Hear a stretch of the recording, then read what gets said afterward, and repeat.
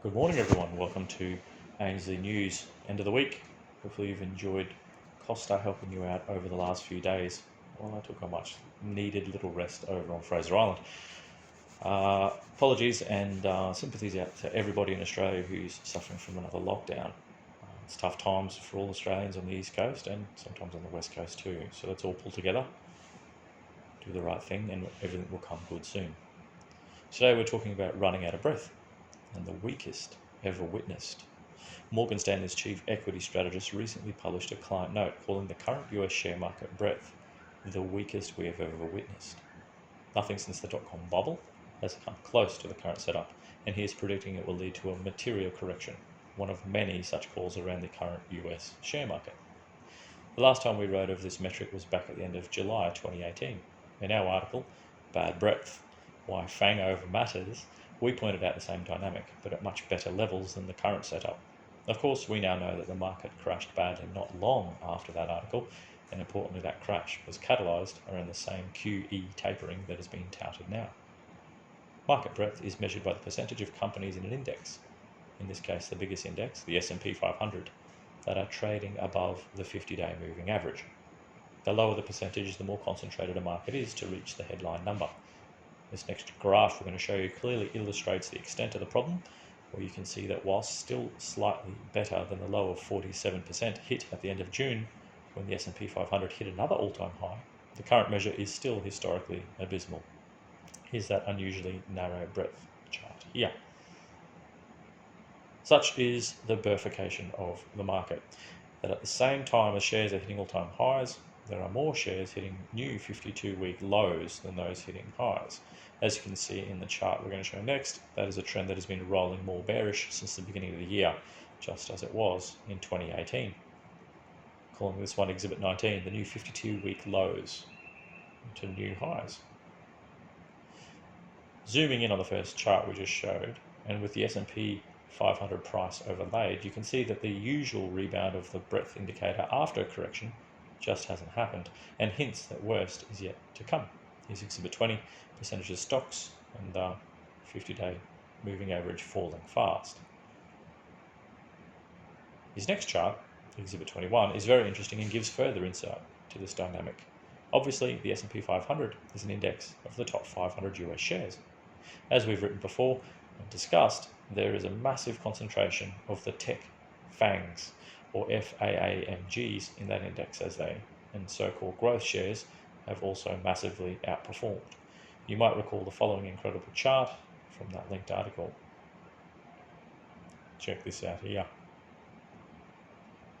You can't even read the rest of that S&P 500 chart for the sake of seeing Apple, Microsoft, Amazon, Facebook, Salesforce, Nvidia. Then she starts to get blurry. And so when you look at the S&P 500 on equal weighting as opposed to weighting by market cap, you get an insight into the dominance of the big players, but also into where you might be in the cycle. As Morgan Stanley point out, that ratio is rolling over this last couple of months in a big way.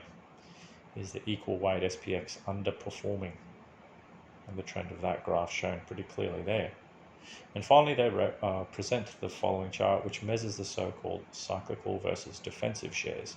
As the name suggests, cyclical companies are those that are more affected by economic trends rather than defensive, which tend to be companies that grind through any macroeconomic environment, as they may produce what you call staples, things that you need rather than want.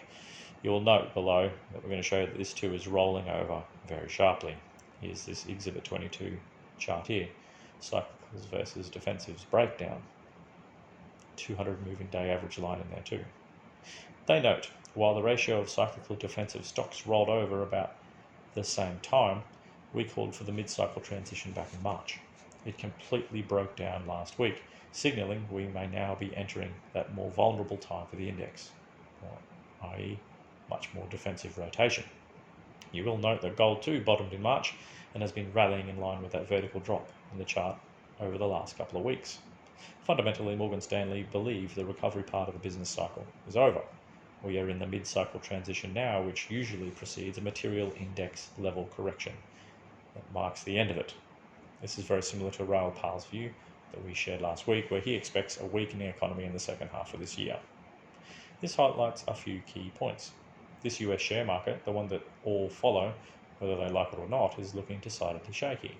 The headline outperformance has largely been led by a few big growth shares and others benefiting from the monetary stimulus. However, that is turning, and as usual, gold is all over it. One of gold's key value propositions is that it is uncorrelated with shares. It goes up when they go down. That at times appears to break down, with both rising in unison.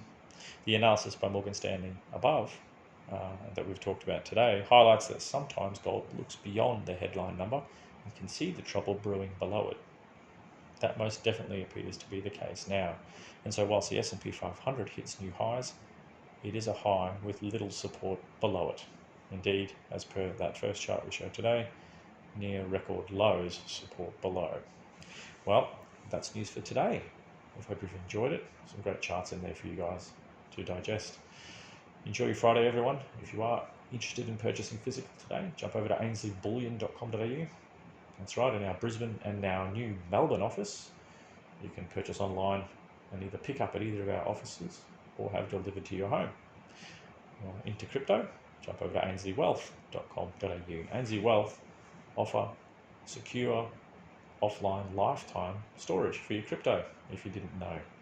So rather than just buying it and hope that it's all right on an exchange, or buying it and kind of storing it at home, you can securely store your crypto with Ainslie, and it doesn't even cost much.